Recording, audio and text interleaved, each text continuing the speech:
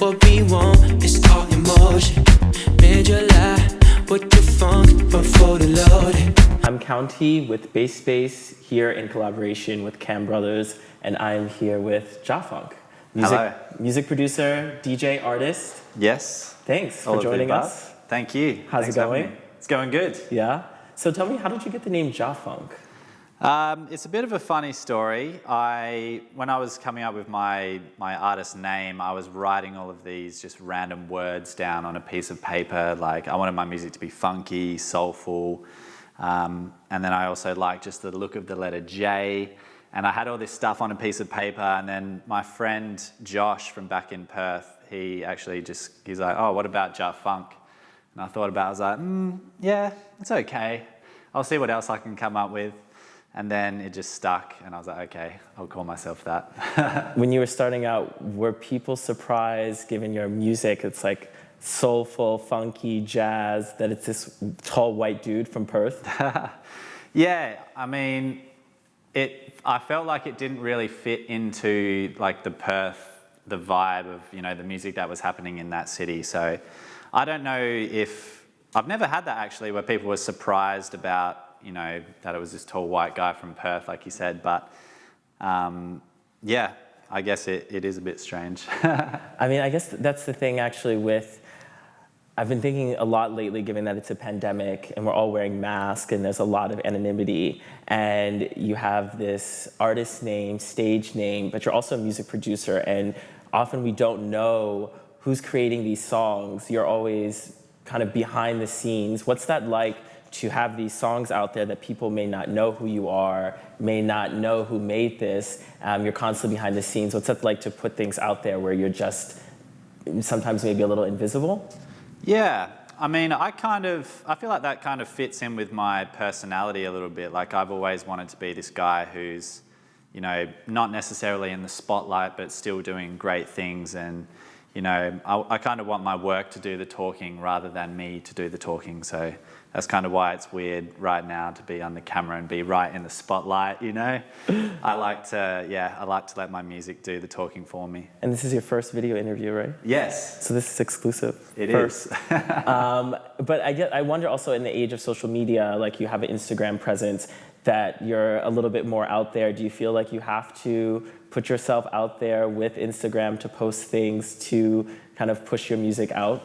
Yeah, I think so. I feel like people nowadays, like the producers are almost becoming the ones in the spotlight, not just the singers and the performers. So I think people these days want to know who's behind that production and who's behind the music. So yeah, it is, again, like I said, it's a bit weird for me to do that stuff on Instagram and be this like personality and put on a bit of a show, but it's part of the job. I guess I got to learn how to do it. What would you say is your most known song, or what did you kind of have your breakout? I think Chasing Forever. Yeah. Was that for you your big breakout when people started to know you? Yeah, I think so. That was the first time I got uploaded onto Majestic Casual, which was one of the big YouTube boutique labels at the time. And yeah, that was probably when my music reached the widest audience. I think the video got about 500,000 views. And then the track itself now is on about 3 or 4 million. So that was probably my breakout track. Although I still feel like I haven't had a proper breakout yet. So I'm still working hard. What would that feel like, a proper breakout? A proper breakout. I don't know, actually. I guess, getting some radio play, just seeing people listening and enjoying the song, I guess that's what it would feel like, seeing people actually enjoying the music. And I know people do enjoy it, and that's great. Well, tell us about Baddest. That's your newest, right? That's out. 100,000 already on Spotify streams? Yeah, I think on Spotify it's about 250 now. Oh, wow. So it's doing good in the first month. That's probably the best performing song I've had. And I think maybe it was because I kind of went back to this just feel good, funky, upbeat kind of vibe, which is what I'm about, just music that feels good and makes you want to get up and dance. So I feel like reconnecting with that part of me, maybe that's why people enjoyed this one a lot. How long were you working on that? Did you make that during Corona times, or you'd been working on it for a while? I've been working on it for a while, yeah. I actually made it in 2019 at the start. Okay. Yeah, very start of 2019. And then I was back and forth a little bit with the Dirty Radio guys who were the singers on the track. Okay. So it took, from the time I made the beat to the time I've released it, was probably over a year, which is quite crazy, yeah. But it takes a while, you know, when you're working with singers and any musicians, to go back and forth, make sure everyone's happy. Then there's the label stuff, and it's a bit of a long process sometimes. So 2019, that's when you moved to Berlin, right? Yeah. So were you working on this? Tell me about your move to Berlin. You moved from London, am I correct? Yeah. Tell me about what made you move to Berlin, why you came here, what the scene is like here. Yep. So, I was in London for 2 years, and then I went back to Australia for like 3 or 4 months, mainly because my visa ran out and I just had to get out of the country. Been there. Yeah. So I was wanting to go back to the UK, but I just wasn't able to get a visa to go back and live there. So I knew 2 friends in Berlin here, Aaron and Cedric from Fat, who I've done a few songs with, and they're good friends of mine. And yeah, I thought I'd just come here and check it out. I knew I wanted to stay in Europe, so Berlin was the next best place essentially after London. And I love it, it's great. How do you find it for music? Like, inspiring? Do you feel like you get your creative juices flowing by living here?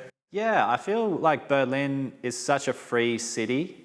Like, you can really be whoever you want, and you can do and act however you want without like the fear of, oh, what do people think of me? You know, like I've seen dudes walking down the street in like a purple fur coat and like, you know, a big top hat, and you're just like, he must know something I don't. Thinking also about the differences between like music producer, DJ, artist. You know, you hear it a lot. I hear, for me at least, a lot of people who say I'm a music producer and DJ. What's the difference, the split in between those two identities? I think they're just completely independent skills from each other. Like being a DJ is one skill because it's basically like you're selecting music that you like. It's all about your music taste, sharing it with people, and reading a room, you know, reading a crowd and figuring out how to play the best song for that moment. Whereas, music production, I think it's just completely different skill, you know, like you got to use different programs. Like obviously they're related, they're both music, but music production, I feel it's probably a lot more personal to me anyway. Like you're just making stuff that you like, essentially, you know. Well, that's how I see it anyway for me. Like I'm just making music that I like listening to and that I enjoy, and if other people like it, then it's great. And I try to have the same sort of mindset in DJing, but I feel like it's a bit of both in the DJing side of things. Like you play what you like, but then you also need to play to the crowd and listen to the audience a bit. So yeah, I feel like they're different in that way. You were on tour as a DJ relatively recently, right? Yeah, before the Corona thing hit, I played a show in Paris last year, in Toulouse, and I was in Tokyo as well. And I was supposed to go to South Korea in I think it was in March, but yeah, all the clubs got shut, so wasn't able to go. I've been wondering about that for a lot of people, that like touring is so big for DJs to introduce their music to people, to share their music with everyone. What's that been like for you to be in quarantine, to make music? How has that affected your creativity?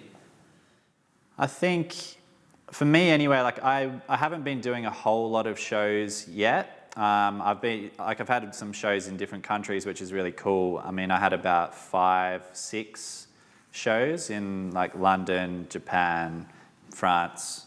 But I think, the music production, that's been the main thing that I've done over the last couple of years. So it hasn't been that different, but it has.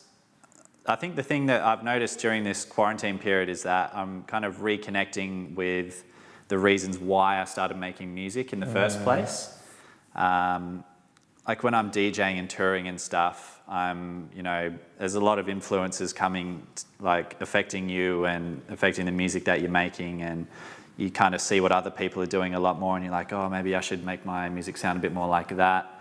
Whereas being in quarantine, it forced me to look inside myself a bit more and be like, okay, what do I actually want to do, and what do I want to put out to the world? And it's been good. That's nice. Who would be your ideal person to collaborate with, thinking about what you want to put out in the world? Ooh, or like producers or singers? For some music, and in terms of music producing, who would you love to do a track with? Ooh, like some of my biggest idols would be K Tronada.